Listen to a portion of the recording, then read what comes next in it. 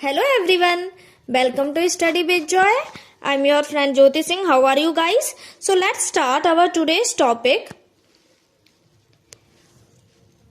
Pronoun. In previous video of pronoun, I have taught you 5 types of pronoun: personal pronoun, reflexive, emphatic, reciprocal and demonstrative pronoun. So today I am going to teach you remaining 5 types of pronoun: indefinite pronoun, interrogative pronoun, distributive, relative, and one more, exclamatory pronoun.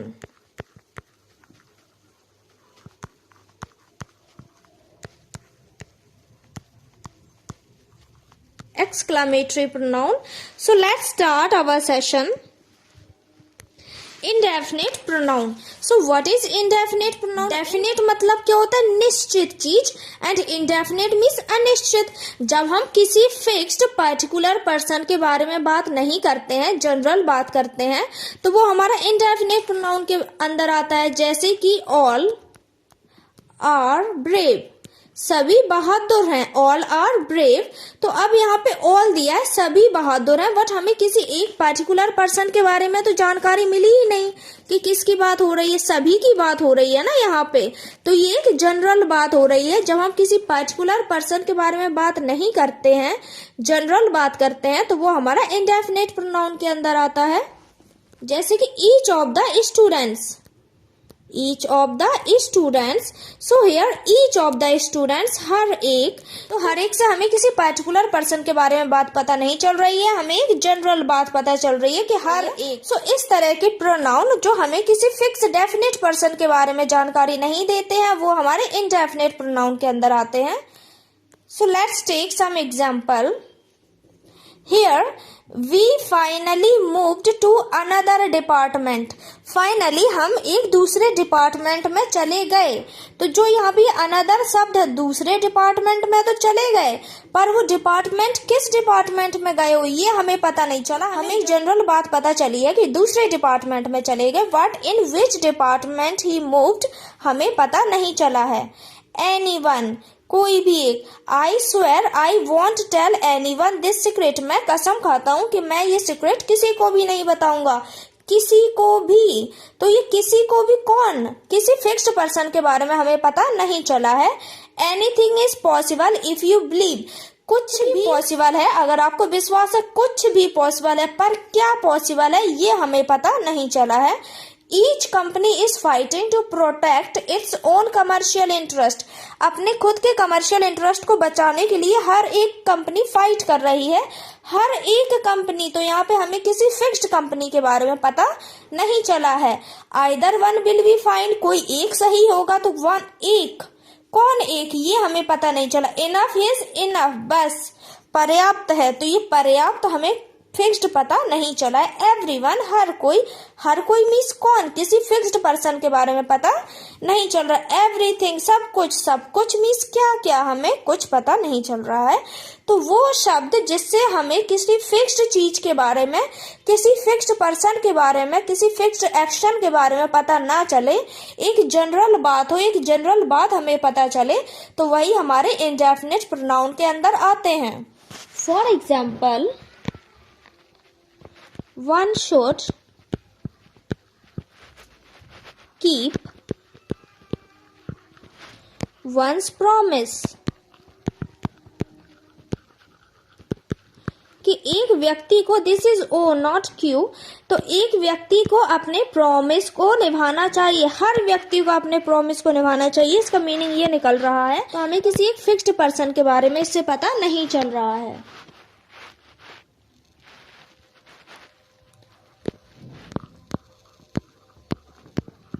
Many of the girls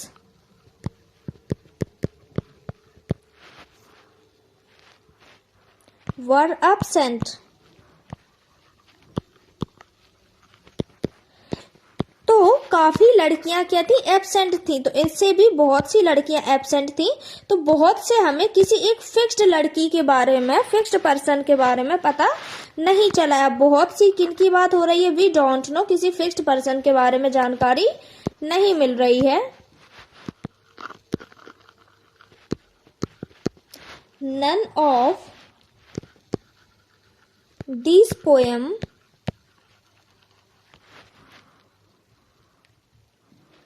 is good. None of these poem is good. तो यहाँ पे none, तो none means कोई भी नहीं इनमें से, तो इससे भी हमें किसी फिक्स्ड पोयम के बारे में पता नहीं चल रहा है. एंड डोंट गेट कंफ्यूज कि यहाँ पर तो हमने ये दीज पोएम्स लिया है, देन वर्ब सिंगुलर क्यों है, क्योंकि ये वर्ब हमारे नन के हिसाब से गई है. Next is our interrogative pronoun. Interrogative pronoun तो आपको बहुत अच्छे से पता होगा. What is interrogative pronoun? जहाँ पर हमसे कोई भी प्रश्न पूछा जाए, क्या किया जाए, हमसे क्वेश्चन किया जाए, वही हमारा इंटेरोगेटिव प्रोनाउन है. तो सभी हमारे क्या आ जाते हैं, WH family member means WH question word वाले शब्द सभी हमारे इंटेरोगेटिव प्रोनाउन में आते हैं. जैसे कि what, why, who, how much, how many, ये सभी शब्द क्या है, हमारे इंटेरोगेटिव प्रोनाउन में आते हैं. What do you want for dinner? What do you want for dinner? आपको क्या चाहिए डिनर में? ये क्या शब्द क्या कर रहा है, क्वेश्चन पूछ रहा है. So this is our interrogative pronoun. Which is your sister? Which is your sister? तुम्हारी सिस्टर कौन सी है? So which ने क्या किया, क्वेश्चन पूछा है, कौन सी, तो this is our interrogative pronoun.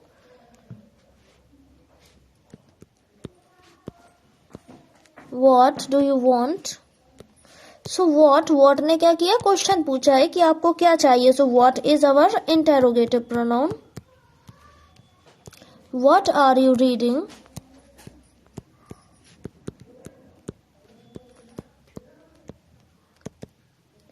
आप क्या पढ़ रहे हैं. What क्या, तो ये क्या आपसे क्या क्वेश्चन कर रहा है. So this is also our interrogative pronoun. तुम्हारे फादर क्या है या फिर क्या करते हैं. सो ये क्या हमसे क्या क्वेश्चन पूछ रहा है. So this is also our interrogative pronoun.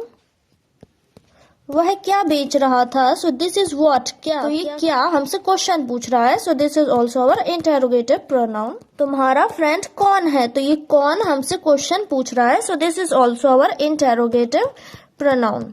I hope guys आपको इंटेरोगेटिव प्रोनाउन समझ आ गया होगा. क्वेश्चन करने वाले शब्द हमारे इंटेरोगेटिव प्रोनाउन के अंदर आते हैं. रिलेटिव मीन्स रिलेशन बनाना. रिलेशन क्या है, हमें जोड़े रखता है एक दूसरे से. सो this is our relative pronoun means WH. वो शब्द जो दो सेंटेंस के बीच रिलेशन बनाए, उन्हें आपस में जोड़े, वही हमारे रिलेटिव प्रोनाउन के बीच आते हैं. जैसे कि which,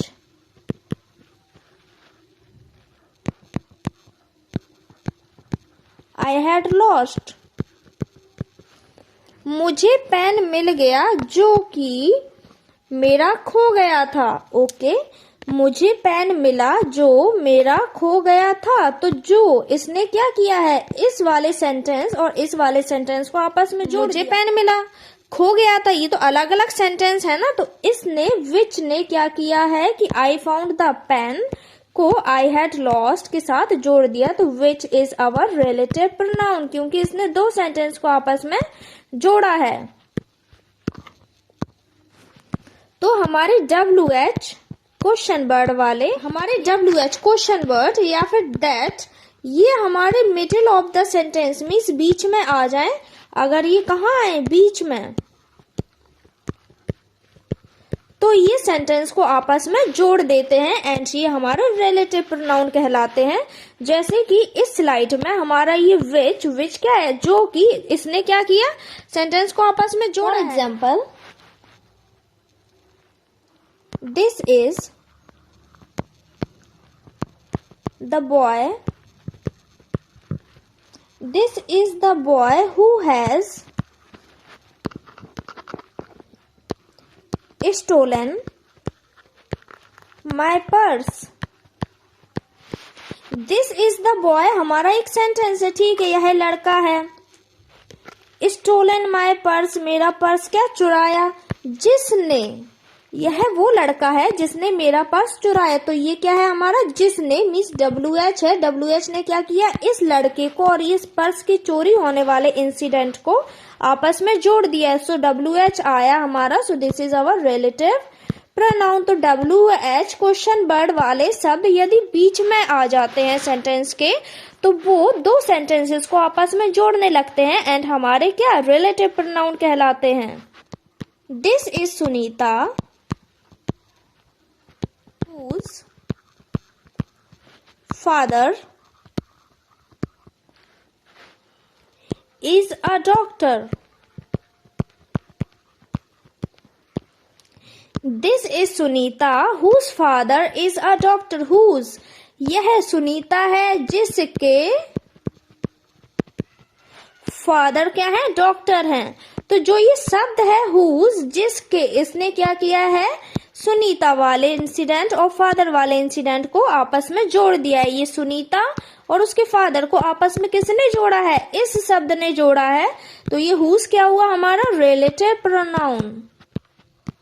He has lost the book that he purchased yesterday.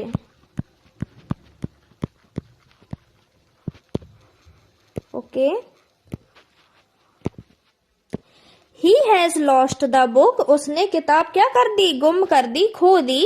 He purchased yesterday. उसने कल खरीदी थी। किताब गुम हो गई एंड उसने खरीदी। तो इसको जोड़ा किसने, इन दोनों इंसिडेंट को किसने जोड़ा है, दैट ने जोड़ दिया है कि उसने वो किताब खो दी जो उसने कल खरीदी थी। तो दैट ने क्या किया है, इस सेंटेंस और इस सेंटेंस को आपस में जोड़ दिया है। So this is our relative pronoun. Relative pronoun. So I hope आपको रिलेटिव प्रोनाउन समझ आ गया होगा। जब हमारे WH क्वेश्चन वर्ड या फिर दैट सेंटेंस के बीच में यूज होकर सेंटेंस को आपस में जोड़ते हैं तो वो हमारे रिलेटिव प्रोनाउन कहलाते हैं। So let's move further. So next is our distributive pronoun. So distributive pronoun क्या होते हैं, वो प्रोनाउन जो एक समय में एक ही पर्सन या फिर थिंग के बारे में बात करते हैं। वन पर्सन और one thing at a time. तो वो प्रोनाउन जो एक समय में सिर्फ एक पर्सन या फिर एक थिंग के बारे में बात करें वही हमारे डिस्ट्रीब्यूटिव प्रोनाउन कहलाते हैं। The pronoun which refers to person और thing one at a time are called distributive pronoun. Distributive pronoun में कौन से शब्द आ जाते हैं, either, neither, each, either, neither, each, any, ये सभी शब्द हमारे डिस्ट्रीब्यूटिव प्रोनाउन में आते हैं। यहाँ पर दिया है you can drink either T और कॉफी। तो आप या तो चाय या फिर कॉफी ड्रिंक कर सकते हो। तो इसने क्या किया है, चाय को एंड कॉफी को क्या कर दिया है, डिस्टिंग्विश कर दिया है कि आप या तो चाय पी सकते हैं या फिर कॉफी पी सकते हैं। She can neither see TV nor play. वो ना तो टीवी देख सकती है ना तो वो खेल सकती है। तो इसने क्या किया, वन थिंग को अलग कर दिया है। Each of us bought the book. Each of us मतलब कि एक एक। तो यहाँ पर भी क्या किया है, डिस्टिंग्विश किया है। Give the chocolate to each. सबको क्या दे दो, चॉकलेट दे दो। तो यहाँ पर भी क्या कर दिया है, डिस्टिंग्विश कर दिया है। Can go. Each of the boys can go मतलब कि हर एक लड़का जा सकता है। तो इसने क्या किया, ईच शब्द ने लड़कों को क्या कर दिया, डिस्ट्रीब्यूट कर दिया है। So each is our distributive. Read either of these books कि इनमें से कोई भी बुक पढ़ो। तो जो ये आइदर है, आइदर ने क्या किया, बुक्स को आपस में डिस्ट्रीब्यूट कर दिया है। So either is our distributive pronoun. Neither of the two servants came. दोनों सर्वेंट में एक भी सर्वेंट नहीं आया। तो जो ये नाइदर है, नाइदर शब्द ने क्या किया है, उन दो सर्वेंट्स को क्या कर दिया है, डिस्ट्रीब्यूट कर दिया है। दोनों में से एक भी नहीं आया। So this is also our distributive pronoun. Got a prize. Each of the girls got a prize. हर एक लड़की को क्या मिला, प्राइज मिला। सो यहाँ पर ईच शब्द क्या करिए, लड़कियों को distribute. So this is our distributive pronoun. So हमारे ईच, आइदर, नाइदर, ये तीनों शब्द डिस्ट्रीब्यूटिव प्रोनाउन के अंदर आते हैं क्योंकि ये क्या करते हैं, डिस्ट्रीब्यूट करने का काम करते हैं. So each, either, neither are our distributive pronoun. So let's move further. So next is our exclamatory pronoun. Exclamatory pronoun जहाँ पर क्या हमारा ये exclamation sign आए वही हमारे exclamatory pronoun होंगे. When a pronoun is used as an exclamation, जब pronoun एक exclamation की तरह इस्तेमाल किया जाए तो वो क्या कहलाएगा, हमारा exclamatory pronoun में आएगा. इतना साफ घर है, What a clean house. Exclamatory sentence में हमारे क्या आते थे, स्ट्रॉन्ग इमोशन, सडन फीलिंग्स, ये सभी क्या हमारे एक्सक्लामेटरी सेंटेंस में आते थे. तो आपने एक बहुत ही साफ घर देखा और आपके मुंह से बस निकल गया वाह, What a clean house, कितना साफ घर है. तो ये हमने क्या एक स्ट्रॉन्ग इमोशन शो किया है. और लास्ट में जो ये हमारा एक्सक्लामेशन साइन है, इससे हमें पता चल रहा है कि ये हमारा एक्सक्लामेटरी प्रोनाउन है. जैसे कि आपने एक लड़की को देखा, बहुत ब्यूटीफुल है वो, एंड अचानक से आप रिएक्ट कर दिए कि हाउ ब्यूटीफुल शी इज, कितनी सुंदर है ये. तो हाउ ब्यूटीफुल शी इज, ये क्या हमारे स्ट्रॉन्ग इमोशन शो हुए हैं, एक्सक्लेमेशन साइन दिया है. तो this is our exclamatory pronoun. For example, what a day. What a day, दिन बहुत ही अच्छा है. तो आपने क्या बोला, व्हाट अ डे, क्या दिन है, एंड लास्ट में क्या दिया है, ये आपका एक्सक्लेमेशन साइन.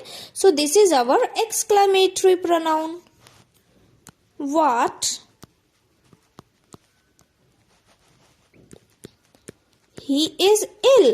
ओके, कोई बीमार है, आपको पता चला तो आपने क्या बोला, क्या वह बीमार है, क्या आपके मुंह से निकला क्या वह बीमार है. तो ये क्या है, ये हमने एक strong emotion, sudden feeling show की है. So this is our exclamatory pronoun. तो जब भी हम स्ट्रॉन्ग इमोशंस शो करते हैं तो वो हमारे एक्सक्लेमेटरी प्रोनाउन के अंदर ही आते हैं. What a beautiful dress.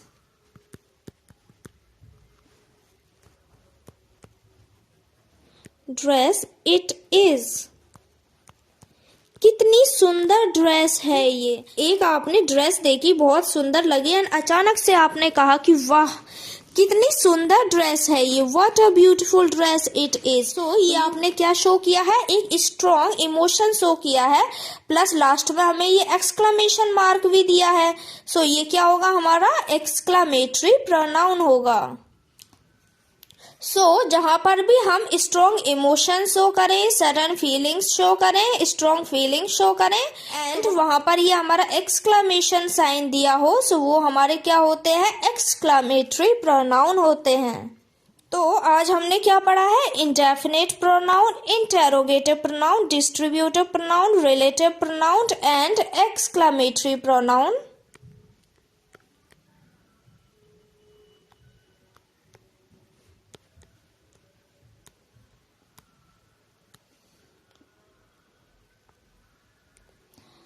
Exclamatory pronoun. And in previous video of pronoun, in first video of pronoun, we have already read about personal pronoun, reflexive, emphatic, reciprocal and demonstrative pronoun. अगर आपको ये 5 pronoun नहीं आते हैं, समझना है, तो आप pronoun के पार्ट 1 में जाके देख सकते हैं. So I hope guys आपको pronoun के पार्ट 2 में जो मैंने ये 5 types of pronoun पढ़ाए हैं अच्छे से समझ आ गए होंगे. अगर आपको कोई डाउट है तो प्लीज कमेंट बॉक्स में कमेंट करके बताएं. हमारा प्रोनाउन पूरी तरह से यहाँ पर खत्म होता है. Before ending our session, please do like, share and subscribe my channel and press the bell icon so that you will get all the videos and notification on time. Thank you so much guys for watching my video.